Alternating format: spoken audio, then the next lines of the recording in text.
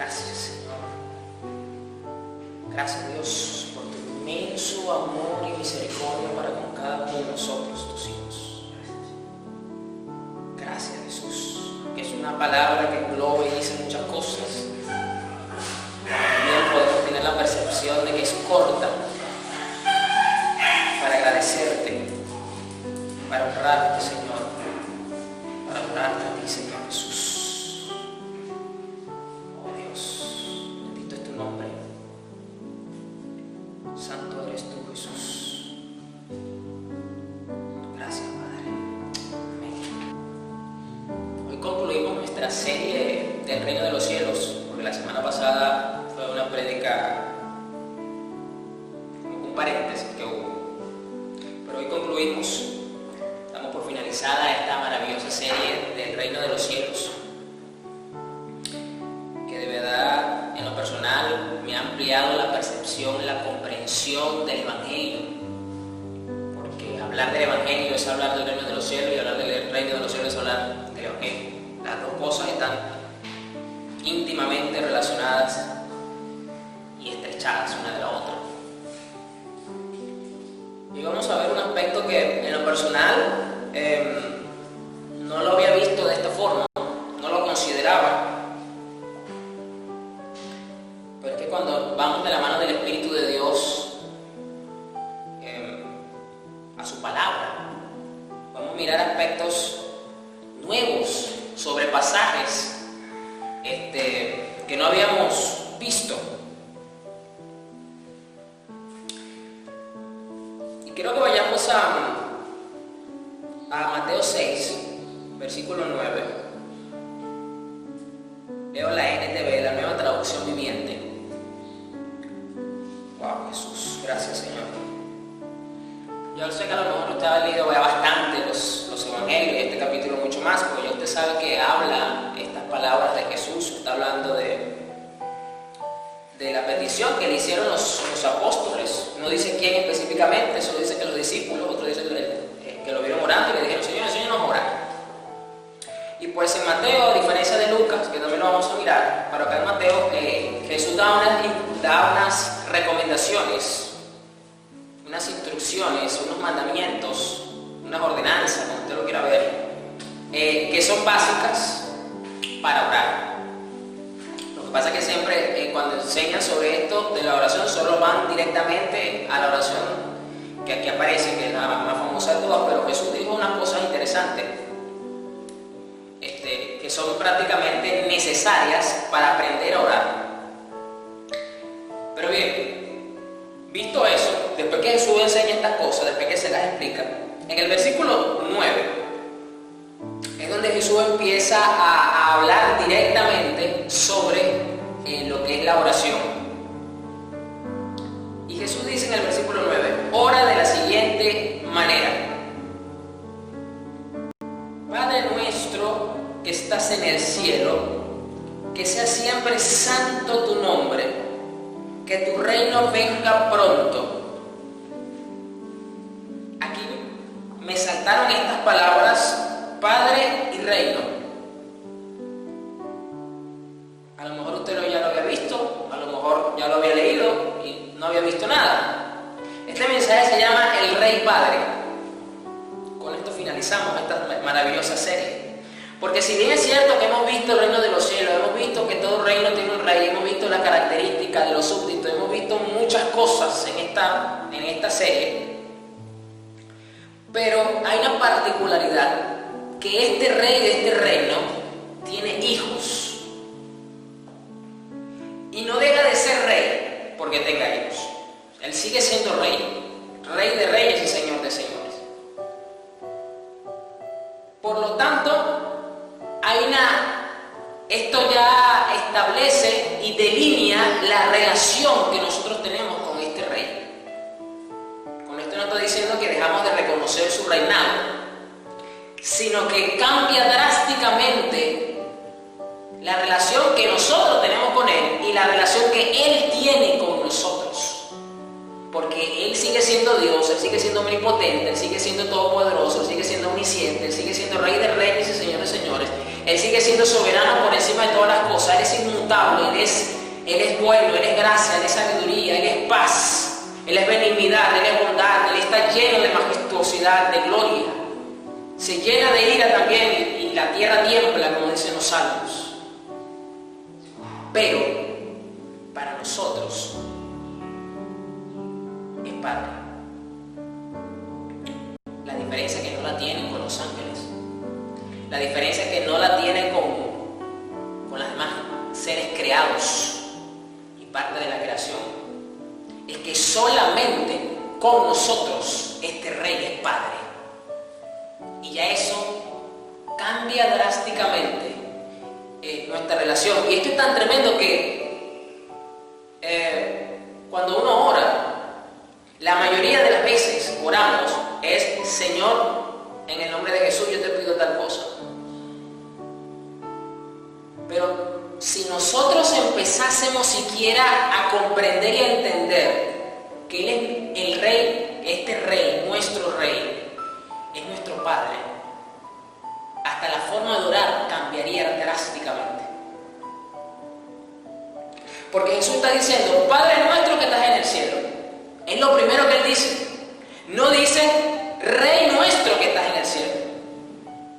Y luego entremezcla el reinado de este Dios con la paternidad que tiene, diciendo: que tu reino venga pronto. Ya va, pero ¿en qué momento comenzó hablando del Padre y terminó en monarquía?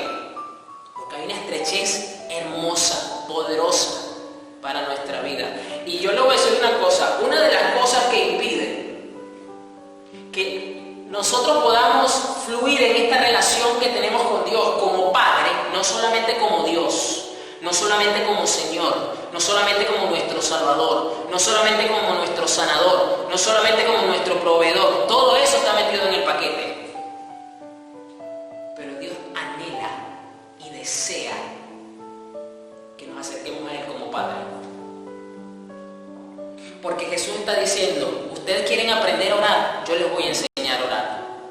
Y lo primero que ustedes tienen que ver, y que ahora ustedes lo van a poder hacer, porque para Jesús esto no es nuevo, esta frase, porque ellos escuchaban, los apóstoles, con frecuencia que Jesús se refería a Dios como Padre, pero que Él ahora les diga: ustedes van a orar y van a orar de esta forma.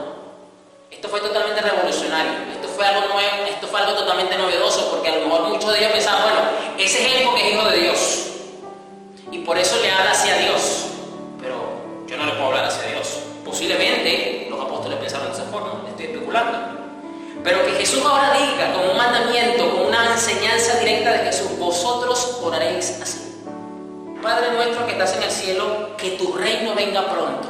Le sigues orando al Rey del reino de los cielos, pero en una línea distinta como lo hacen los demás, nuestro Padre. Que se cumpla tu voluntad en la tierra como se cumple en el cielo. Yo le voy a decir una cosa: yo sé que todos hemos leído la vida de Jesús, hemos leído cuando Jesús fue bautizado.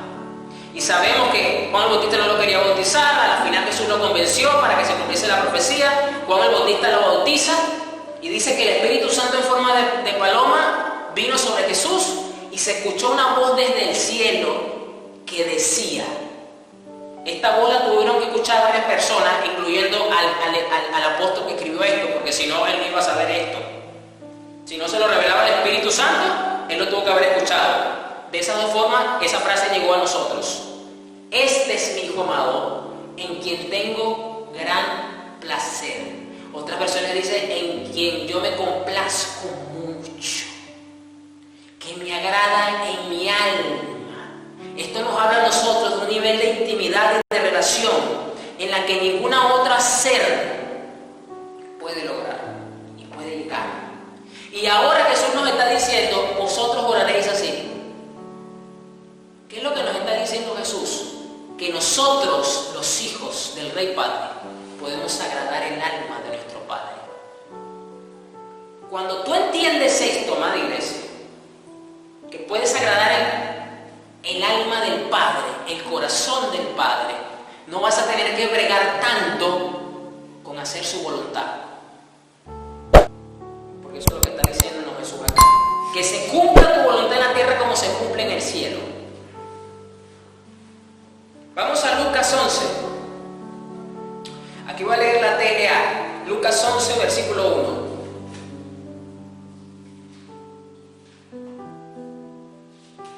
Vamos a ver el mismo momento en que se le pidió, los apóstoles le pidieron a Jesús que les enseñase a orar, pero ahora desde la óptica del apóstol Lucas. Vamos a ver qué nos dice Lucas. Un día Jesús fue a cierto lugar para orar. Cuando terminó, uno de sus discípulos se acercó y le pidió: Señor, enséñanos a orar, así como Juan el Bautista enseñó a sus seguidores. Jesús les dijo: cuando ustedes oren, digan. Tú no puedes decir lo que tú no crees y tú no puedes hablar de lo que tú no conoces. Eso es una realidad básica.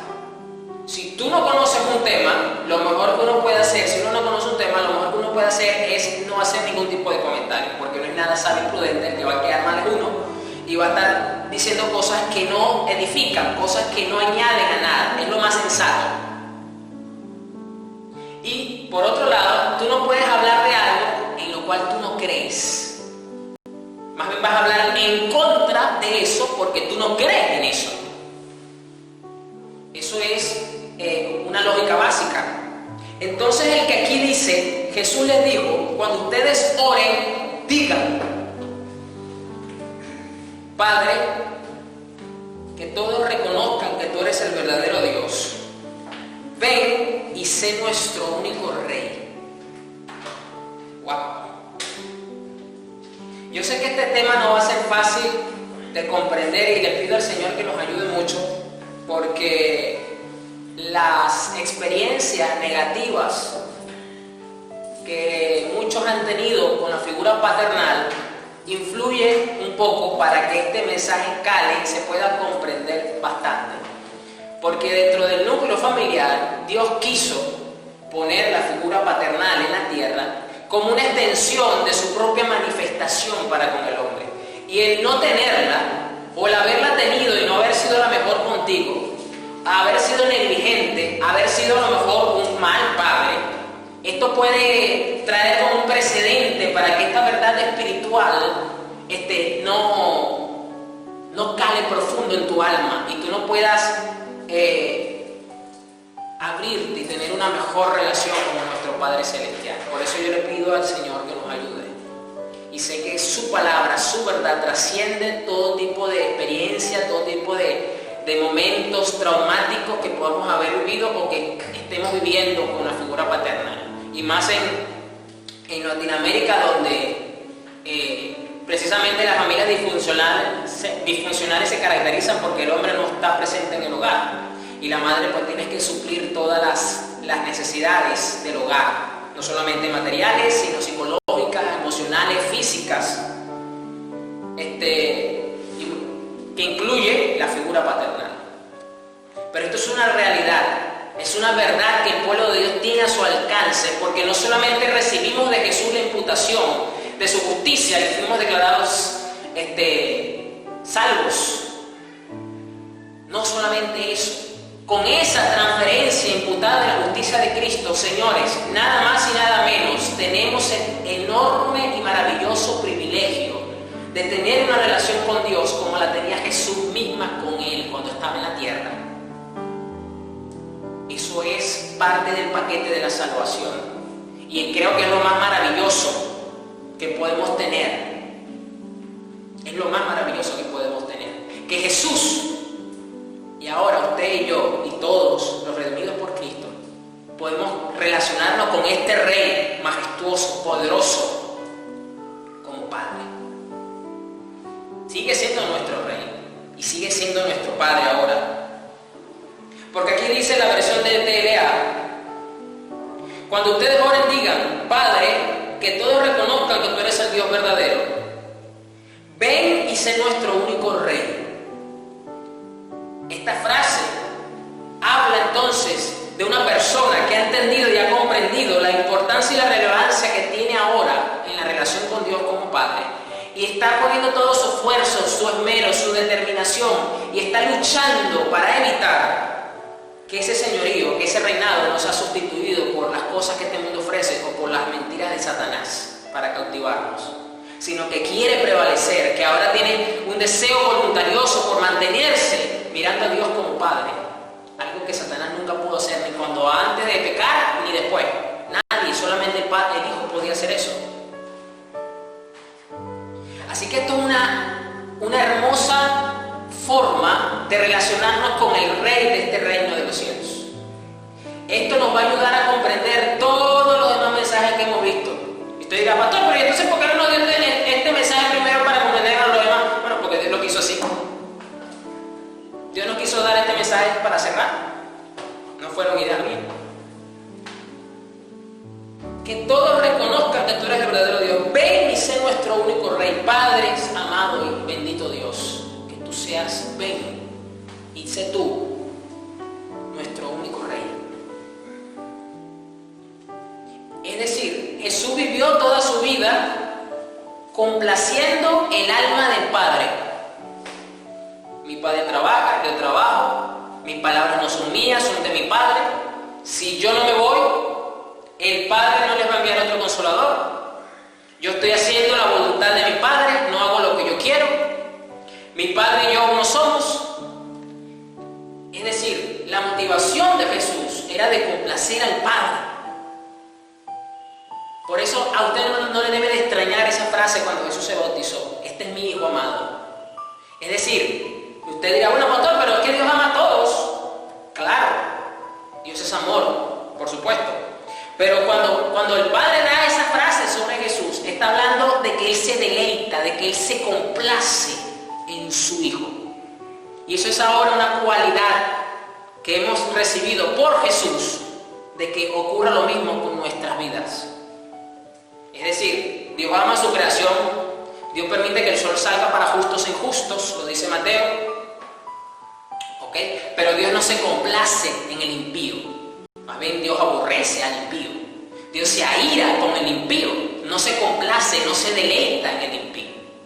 Entonces, si ponemos a mirar que la misericordia de Dios está para todos, porque Dios permite que el sol salga para justos e injustos y que haga llover sobre todos, pues podemos decir que Dios ama a su creación, porque Génesis dice que Dios lo hizo todo perfecto y puso su bendición sobre él y lo bendijo Dios.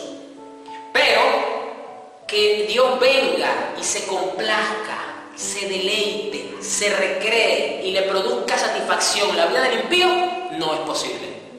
Y eso es el amor manifestado de esa frase de el Rey Padre sobre la vida de Jesús cuando se estaba bautizando. Y ahora resulta que nosotros podemos lograr ese mismo cometido, de alegrar el corazón de nuestro Padre, de nuestro Rey, de que Él se complazca en nosotros. Eso es maravilloso, ¿sabe?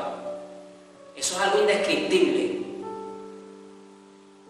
Eso es algo indescriptible. Y yo sé que aquí le estoy hablando a padres, y cuando sus hijos hacen algo que a usted le agrada, eso a usted le causa una satisfacción en el corazón que a lo mejor en el momento usted no lo logra describir, o usted no se lo manifiesta a su hijo, pero usted eso lo hace estar contento, alegre, y le hace entonces favorecer a su hijo de alguna forma. Y es muy probable que si en ese momento su hijo le pida algo, es muy probable que usted se lo dé si está a su alcance, y si no lo tiene a su alcance todavía, porque a lo mejor le falta dinero, por ejemplo, usted le va a hacer una promesa de que se lo va a dar. Es muy probable que eso ocurra. Entonces, si de esta forma ocurre con nosotros los humanos en nuestra condición de padre, que somos seres imperfectos, que tendemos al pecado, que estamos en este mundo terrenal, ¿cuánto más entonces el Padre no se va a deleitar entonces cuando uno de sus hijos que fue redimido por Jesús no le causa satisfacción a su corazón y a su alma? Mire lo poderoso de esto. Y Jesús lo mostró en algo tan trascendental para la vida cristiana como es el orar. O sea, no hay forma de evitar la oración. Usted no la puede obviar, usted no la puede poner como algo opcional. O sea, sí o sí, todos tenemos que orar. Y Jesús entonces se vale de esto tan básico, así como el oxígeno es algo básico para el cuerpo humano. No hay forma de que usted deje de respirar y siga viviendo. De la misma forma no es posible ser cristiano y nunca orar. Pues entonces Jesús se estaba valiendo de esto para entonces darnos un mensaje muy arraigado, una verdad sustancial. Este rey no es simplemente ahora nuestro rey, para nosotros ahora es nuestro Padre. Vamos a mirar Isaías 9, versículo 6, para que veamos algo interesante en la vida de Jesús que fue anunciado proféticamente, que evidentemente tuvo su cumplimiento. Un anuncio profético en el libro de Isaías que fue dicho casi 1000 años antes de la venida de Cristo. Es más o menos el promedio del libro de Isaías, 800 a 1000 años antes de la venida de Cristo, así que fue bastante tiempo. Isaías 9, versículo 6, sigo leyendo la TLA, nos dice: nos ha nacido un niño, Dios nos ha dado un hijo. A ese niño se le ha dado el poder de gobernar y se le darán estos nombres: Consejero admirable, Dios invencible, Padre eterno, Príncipe de paz. Él se sentará en el trono de David y reinará sobre todo el mundo, y por siempre habrá paz. Su reino será invencible y para siempre reinará la justicia y el derecho. Esto lo hará el Dios Todopoderoso por el gran amor que nos tiene. Una de las profecías entonces que anunciaba, que hablaba de la naturaleza, del carácter y del propósito de Jesucristo era precisamente traernos no solo la revelación, sino la relación con Dios, el Rey maravilloso, como Padre. Está intrínsecamente relacionado al propósito de la vida de Jesucristo. Eso no lo podemos obviar.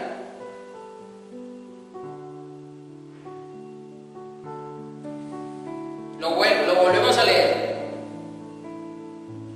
Nos ha nacido un niño, Dios nos ha dado un hijo. A ese niño se le ha dado el poder de gobernar y se le darán estos nombres: Consejero admirable, Dios invencible, Padre eterno. Él es Príncipe de paz. Él se sentará en el trono de David y reinará sobre todo el mundo, y por siempre habrá paz. Esta parte de la profecía va a tener su momento cuando llegue, pues, en los momentos que Apocalipsis nos anuncia, donde se va a reinar, donde se va a gobernar desde Israel, y ahí habrá paz, porque Él gobernará el mundo entero. Su reino será invencible y para siempre reinarán la justicia y el derecho. Su reino será invencible y para siempre reinará la justicia y el derecho.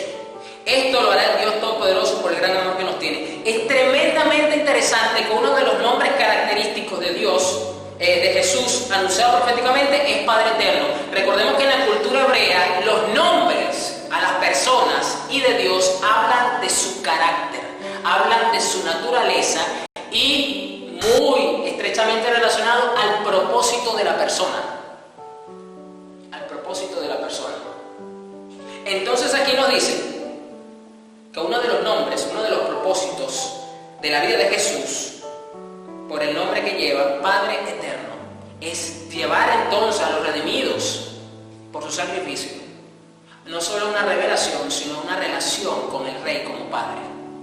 La misma relación que Él tenía mientras estuvo en la tierra, y lo demostró y lo enseñó, no solamente cuando oraba. Cuando oraba fue, como quien dice, el establecimiento de la enseñanza de forma directa y concisa de Jesús sobre este punto que estamos mirando. Pero a lo largo de toda su vida, que nos registran los evangelios, usted se da cuenta de que esa era siempre su frase favorita para referirse a Dios en cualquier modo. Mi Padre, el Padre.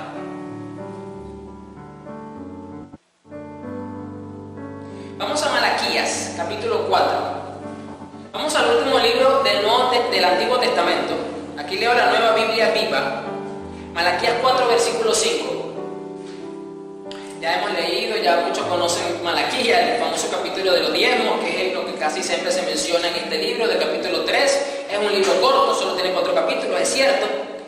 Pero Dios usa al profeta Malaquías para darle un regaño, por decirlo de alguna forma, a los líderes, a los sacerdotes de esa generación de israelitas. Y luego de este libro, hasta el libro de Mateo, que es el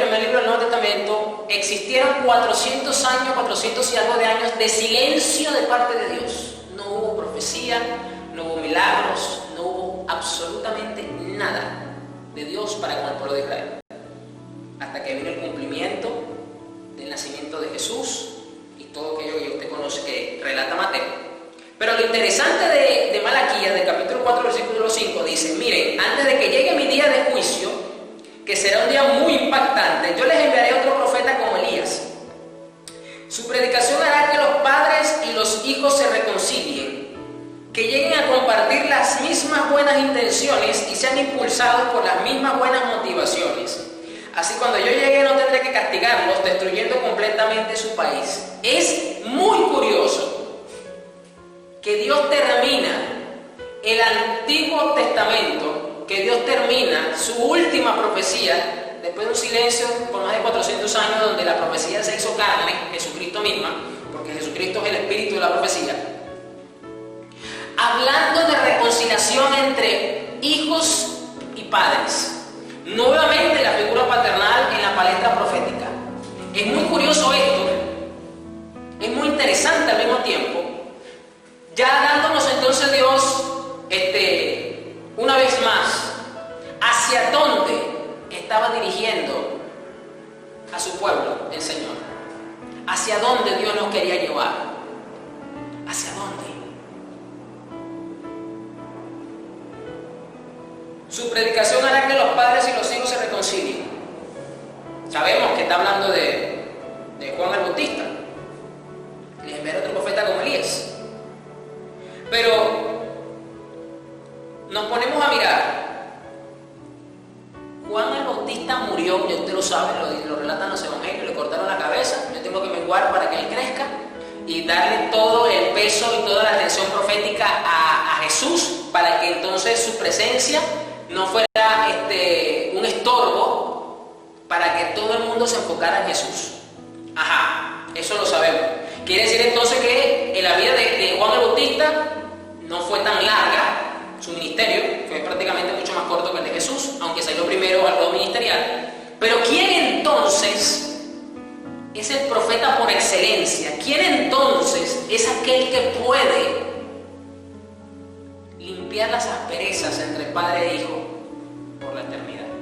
¿Juan el Bautista? No es Juan el Bautista, es nuestro Jesús. Y acabamos de ver en Isaías que uno de sus nombres es el Padre Eterno. Él como Padre conoce muy bien la función paternal, conoce también la función de hijo, porque es hijo, y puede entonces hacer que los padres y los hijos se reconcilien de manera perfecta en Él, de una forma maravillosa. Yo voy a decir esto y lo voy a decir por precisamente como testificando de esto que estoy explicando. Yo no nací en un hogar cristiano, yo nací en un hogar católico, impío, mundano, en Venezuela, y por lo tanto pues mi hogar tuvo muchas dificultades. Perdí a mi madre siendo muy joven, muy niño, y por lo tanto pues a mí me tocó criar, que mi abuela me criase, mi abuela paterna, porque mi padre pues como todo hombre tenía que trabajar, tenía que continuar con la vida después de ese duro golpe que recibió, estando joven también. Tuvo secuelas fuertes en su vida a raíz de eso. Pero a pesar de que yo lo veía, el poco tiempo que lo veía, yo no sentía la figura paternal. Yo lo que sentía era un cajero automático que proveía solamente el dinero para las necesidades de la casa.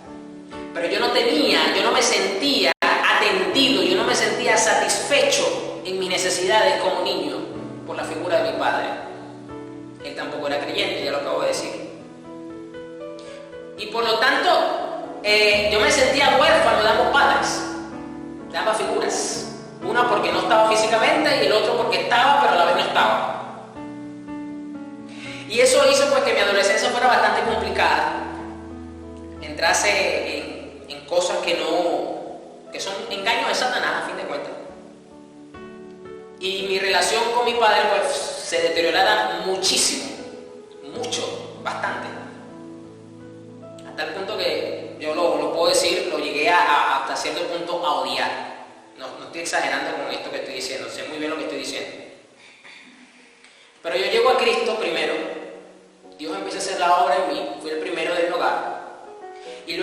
varios tiempos, de varios años, mi padre físico, el Señor tiene misericordia, lo salva a él también, y empieza un cambio en su vida, con su esposa, con mis otros hermanos y todo esto. Y entonces, en un punto de la fe en Cristo, que ahora los dos tenemos, en un punto determinado donde Dios lo tenía todo fríamente calculado, como dice el Chapulín, Dios permitió una reconciliación, una restauración de la relación padre e hijo única, como solamente Él la podía hacer. Pero eso solo fue posible en Cristo. Eso solo fue posible en Cristo. Y pude por primera vez en mucho tiempo, después de muchos años, ya yo estaba casado, decir que tenía un papá físico. Entonces, si yo ahora puedo disfrutar de mi padre, a pesar de que ahora por propósitos divinos no estamos cerca el uno del otro, pero yo puedo decir que tengo un padre, yo puedo decir que ahora Él está ahí para mí cuando yo lo necesito, y puedo sentir ese deseo, ese anhelo, esa satisfacción como hijo, ¿cuánto más entonces nuestro Padre, nuestro Rey maravilloso, no está a la espera de que nosotros podamos también disfrutar de esa relación con Él y que podamos traerle satisfacción a su alma? ¡Wow!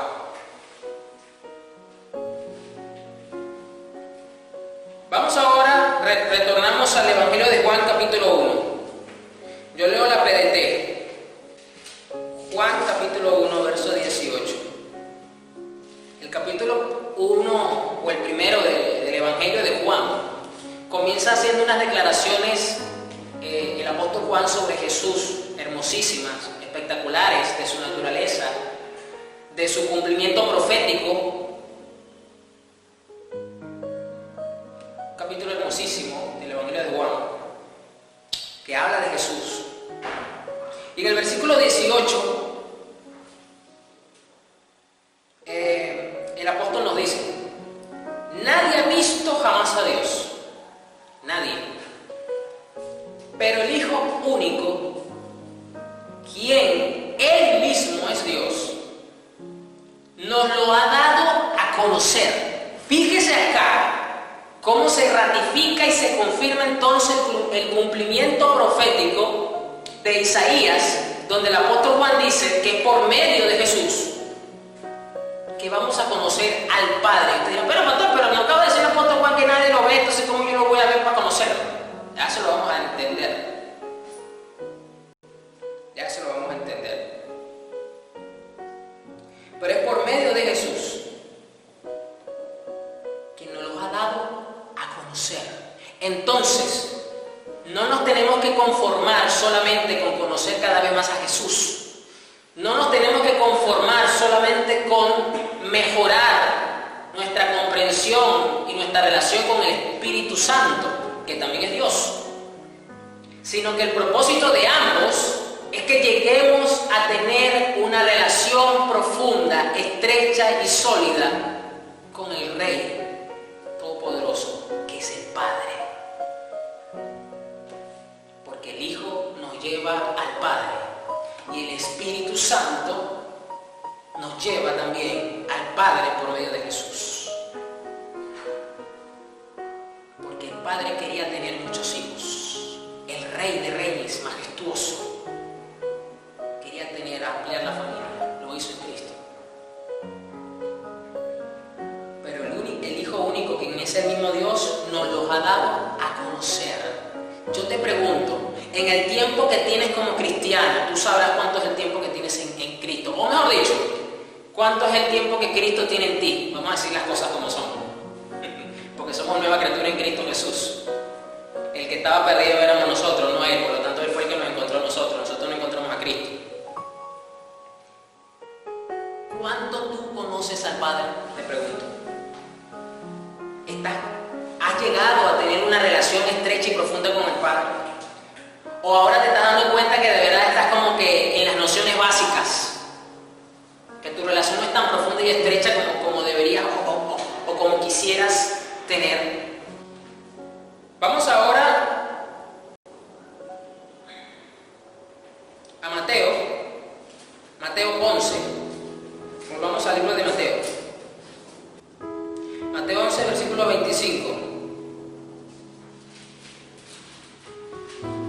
y luego la Nueva Traducción Viviente. Yo quiero que tengamos en cuenta un momento el capítulo 10 de Mateo. No lo vamos a leer todo, pero sepamos que Jesús comisiona a los apóstoles a predicar, los envía y le da las instrucciones de que no lleven nada con ustedes, si en una ciudad no lo reciben, sacúdanse los pies, en el sitio donde los hospeden, denle la bendición, coman lo que les ofrezcan, los envío al mundo, sean mansos como palomas. Todas esas instrucciones que ya ustedes se asocian, se las da un capítulo antes. Son instrucciones bastante largas. Y luego de que Jesús le da todas esas instrucciones, dice en Mateo 11 que Jesús se fue a predicar. Es decir, no es que Jesús los esperó. Si usted pensaba que Jesús los envió y los esperó en un sitio esperando que ellos regresaran, eso no lo dice en ningún lado de los evangelios. Dice que los envió a predicar y él también se fue a predicar. No se quedó solo, ni mucho menos esperándolo en alguna casa o en algún hotel o en alguna plaza, no. En el versículo 25, entonces luego Jesús dice, en esa ocasión Jesús hizo la siguiente oración. Mire, ahora vamos a mirar otra oración de Jesús. Oh Padre, Señor del cielo y la tierra, gracias por esconder estas cosas de los que se creen sabios e inteligentes y por revelárselas a los que son como niños. Sí, Padre, te agradó hacerlo de esa manera. Dios tiene formas y maneras de actuar. Y Él busca entonces que sus hijos respondan a esas formas y a esas maneras para que nosotros le podamos agradar en el alma, en el corazón. Aquí Jesús está diciendo entonces que al Padre le agradó revelar todas aquellas cosas que Jesús les enseñó un capítulo antes. De esas cosas, ¿cuáles cosas? Esas cosas que ya le dijo. Por eso le dije, vamos a tener en cuenta lo que Jesús dijo en Mateo 10, porque se las dijo a los discípulos. Es un solo contexto. Recuerden, acostumbrarnos a estudiar de manera contextual la Escritura. Y luego, ¿qué hace esta oración? Al Padre.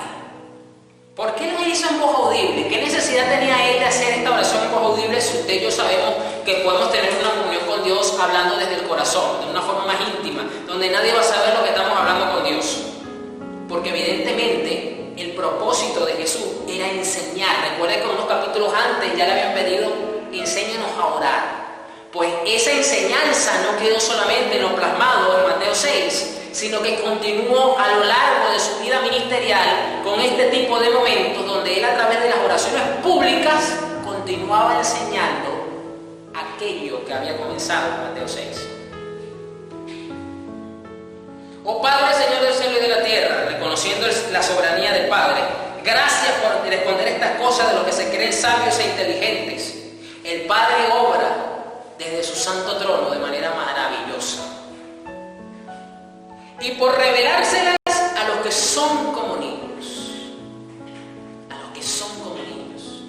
Si bien es cierto que tenemos que alcanzar la madurez espiritual, que eso es importante, pero al Jesús referirse aquí a como niños, no se está refiriendo a esas actitudes inmaduras de los niños, no se está refiriendo a las malcriadeces, a los gritos, a la irreverencia, a la desobediencia, a la desatención que muchas veces puede tener un niño, que es normal porque es un niño y está en un proceso de crecimiento. Sino se está refiriendo a esa inocencia, a esa pureza, a esa falta de cuestionamiento, porque a veces los evangélicos son tan irreverentes que cuestionan a Dios por todo y para todo. Eso no lo hace un niño. El hijo viene y le pide algo al padre y el padre le da una respuesta y el niño dice, ok, está bien. Ya. Hasta ahí quedó. Se está refiriendo a esas cualidades entonces. Y dice, te agradó hacerlo de esa manera. Mi Padre me ha confiado todo. Nadie conoce verdaderamente al Hijo excepto al Padre. Y nadie conoce verdaderamente al Padre excepto el Hijo. Y escucha esto. Y aquellos a quienes el Hijo decide revelar si tú no eres como un niño, poca comprensión vas a tener del Padre y por eso te va a costar relacionarte con Él como Padre. Lo vimos en Juan. Nadie ha visto jamás a Dios. Solo el Hijo, el único Hijo, que también es Dios, nos ha dado a conocer al Padre. Y aquí Jesús hace en medio de la oración, recuerden que todavía está orando, dice: y aquellos a quienes el Hijo decide revelarlo. Dentro de sus oraciones personales y particulares, pídale a Jesús: revélame al Padre. Quiero conocer más al Padre. Pero esto está condicionado a: debemos de mantenernos como niños. No hay forma de conocer al Padre si no es de esta forma, porque eso es lo que a Él le agrada. A este Rey maravilloso, Él se deleita con sus hijos. Luego dijo Jesús: vengan a mí todos los que están cansados y llevan cargas pesadas, y yo les daré descanso. Pónganse mi yugo, déjenme enseñarles, porque yo soy humilde y tierno de corazón. Yo sé que esta palabra la hemos leído y la hemos escuchado bastante en prédica y usted se la sabe hasta a lo mejor de memoria. Pero Jesús sigue hablando en las mismas palabras que vimos anteriormente, de acá mismo. Entonces, déjenme enseñarle. ¿Qué acaba de decir Jesús? Nadie conoce al Padre sino el Hijo, y nadie conoce al Hijo sino el Padre. Y aquel a quien el Hijo se lo quiera revelar. Y luego dice: déjenme enseñarles. Jesús está dispuesto y quiere enseñarles el Padre, el Rey maravilloso como Padre, a todos sus hermanos en la fe, a todos sus redimidos. Pero muchos no se dejan enseñar al Padre. ¿Por qué, pastor? ¿Por qué no se dejan enseñar al Padre? Porque no son humildes y no son tiernos de corazón. Son obstinados, son tercos, son altivos, son orgullosos. Y esas cosas desagradan al Padre. Desagradan al Padre. Yo sé que hay muchos padres que no reconocen, que tienen preferencia sobre los hijos, pero eso es una realidad. Y el pueblo cristiano no escapa de eso. Lastimosamente, es una realidad. Y a veces esa preferencia no es hecha de forma consciente sobre los padres, sino por el simple hecho de que uno de sus hijos le trae mayor agrado en algo a su corazón, a su alma. Y eso le hace entonces tener más preferencia por ese que por otro. Muchos no se dan cuenta, u otros no lo quieren admitir, u otros no lo reconocen. Pero eso es una verdad, y por eso lo dije. Pasa con los que no son cristianos y pasa con los padres cristianos también. Luego dijo Jesús: vengan a mí todos los que están cansados y llevan cargas pesadas, y yo les daré descanso. Pónganse mi yugo. ¿Cuál yugo? ¿De qué yugo está hablando Jesús? Si viene hablando del Padre, pónganse, permítanme enseñarles a cómo ser hijos, porque recuerden que el yugo es un instrumento de madera en donde se pone a un buey experto, viejo, a que enseña a uno más nuevo cómo se hacen las cosas, cómo se relaciona con el que lleva el mando del trabajo en el campo. ¿Por qué? Porque el nuevo quiere rebelarse con el campesino. El campesino es el que lleva, el que dirige, el que ordena. Y el viejo le tiene que enseñar eso al nuevo. Eso es lo que está diciendo Jesús ahora, mirando sus palabras en contexto. Pues mi yugo es fácil de llevar y la carga que les doy es liviana. La carga de conocer al Padre, la carga de que se nos revele, eso es liviano, porque eso no es una molestia para el alma. Eso más bien es una enorme bendición para el corazón, tener este yugo. Wow, pastor, yo no había visto esto de esta forma. No, yo sé que no lo había visto, no se preocupe. Yo tampoco lo había visto.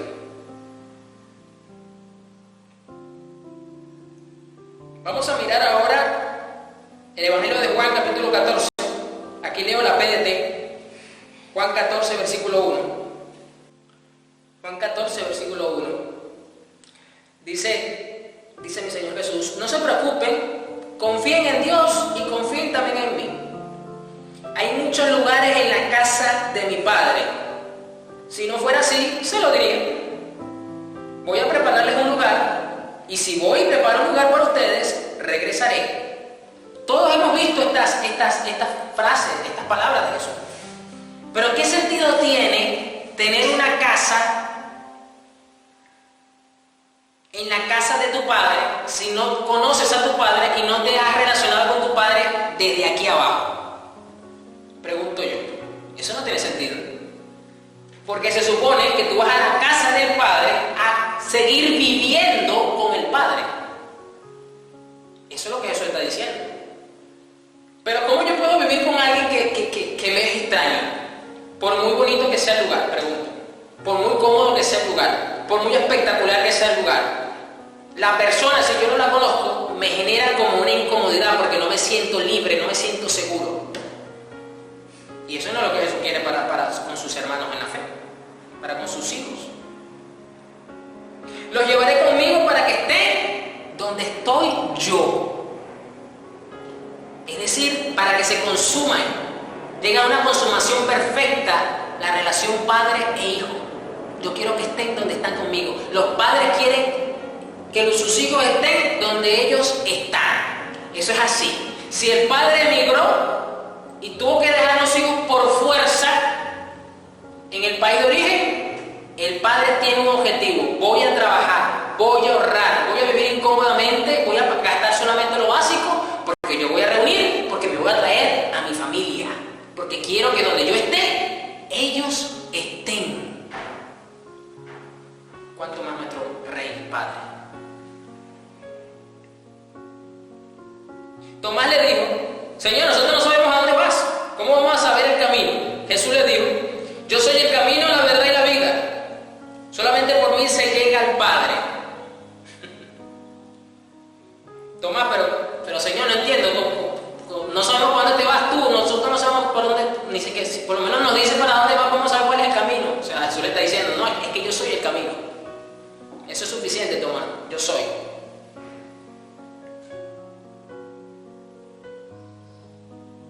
Si ustedes me conocieran, también conocerían al Padre.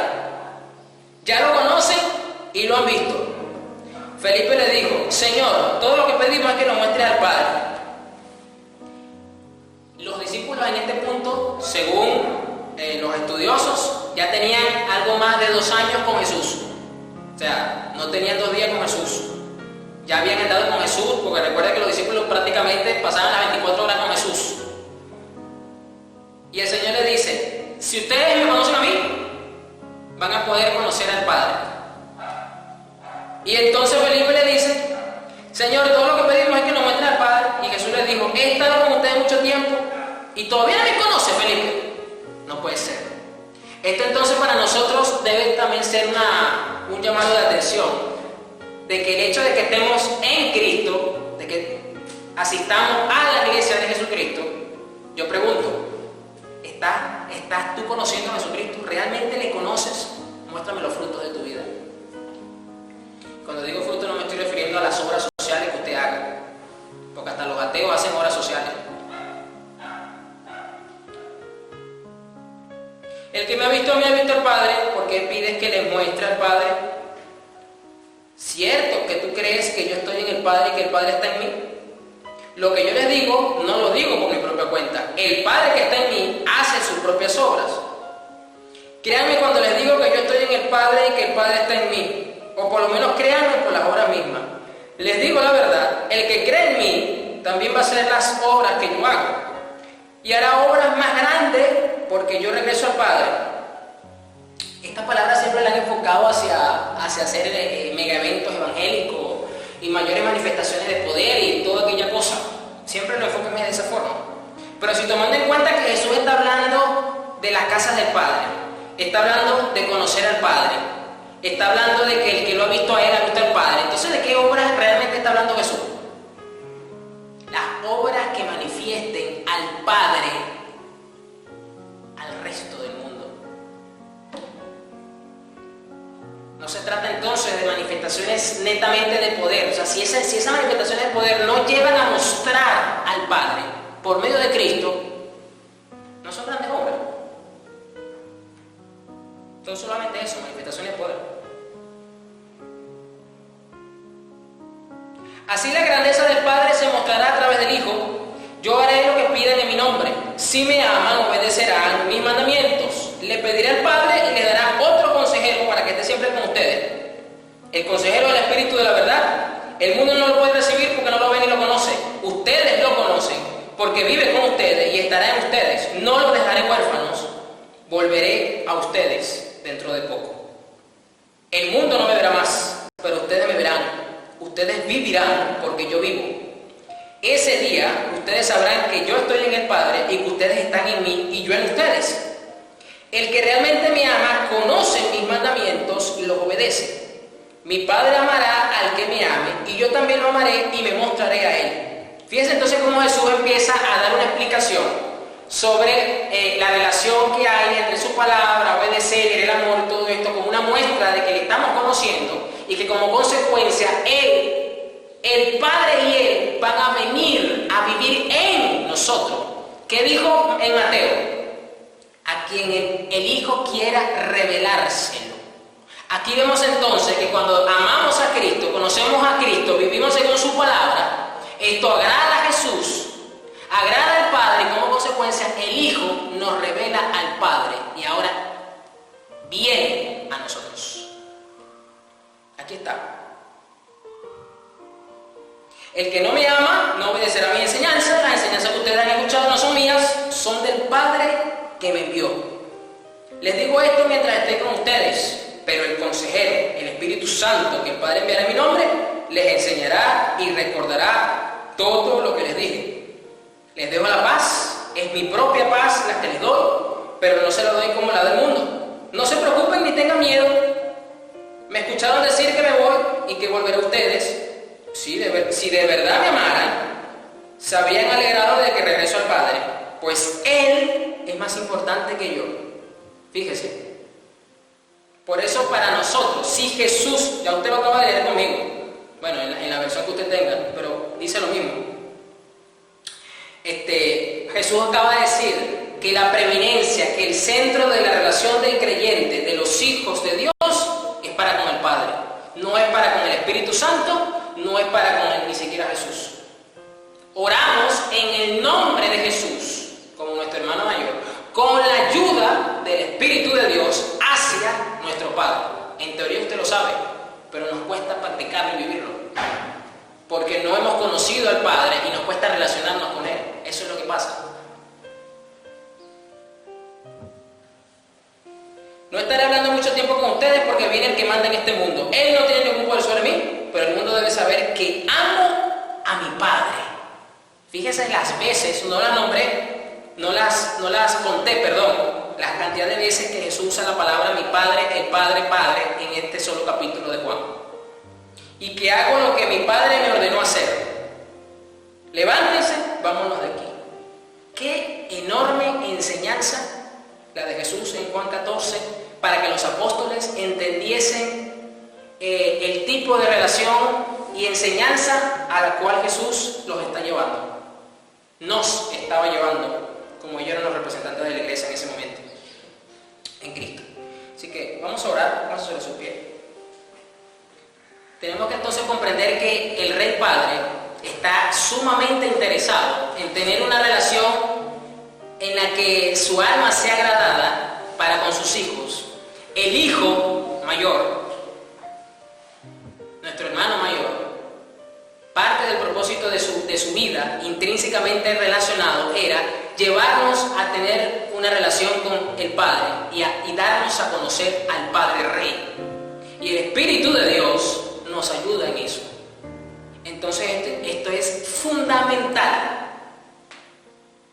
Así que si usted ha tenido experiencias negativas o usted nunca tuvo la figura paterna en su vida y esto usted siente que le cuesta asimilar este mensaje por esto, yo voy a orar y usted va a orar, pero no solamente va a orar, usted va a poner su empeño y su dedicación, así como lo hace para salir a buscar trabajo, así como usted lo hace para buscar soluciones, para que esta verdad espiritual del reino de los cielos cobre una vida como nunca antes había cobrado vida en su vida, valga la redundancia.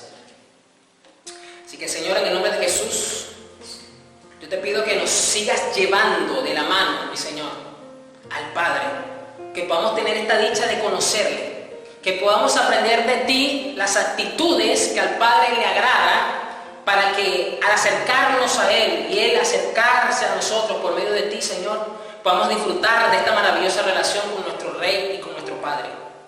Señor, para que así entonces podamos estar agradados en hacer tu voluntad, porque realmente no simplemente queremos obedecerte, sino que queremos agradar tu alma y tu corazón como nunca. Padre, porque así tú lo has enseñado por medio de Jesucristo nuestro Señor, de que quieres agradarte, quieres complacerte en nuestras vidas, Señor Jesús, de esta forma. Así que yo te pido, Señor, que nos sigas revelando al Padre, porque tú eres ese camino, Señor, que nos lleva al Padre, y que cuando te amamos y te obedecemos, el Padre y tú vienen a nosotros a morar. Padre, que tu iglesia, que tus hijos puedan despertar, puedan entender, puedan abrirse, puedan empezar en una relación más profunda contigo, Padre eterno, como solamente Jesús nos las puede enseñar en tu palabra. Señor, Padre amado, yo te pido que nos bendigas, Padre eterno, que nos ayudes en nuestra relación contigo, que podamos comprender estas palabras, estas verdades como nunca antes, Señor, para que podamos entonces tener un impacto, Señor, sobre este mundo mayor. Padre, yo te pido que bendigas así a tus hijos, que tú les sigas proveyendo, porque eres tú nuestro proveedor, pero que ahora puedan ver a ese Padre maravilloso entregando, Señor, esa provisión, y no que ellos perciban que tú la mandas por correo y que no hay una relación cercana contigo, que contigo no hay un distanciamiento social que valga, sino que tú vienes a nosotros, Señor, porque así como entregaste a tu Hijo, también nos dará muchas otras cosas. Ayúdanos, Padre, en el nombre de Jesús. Amén.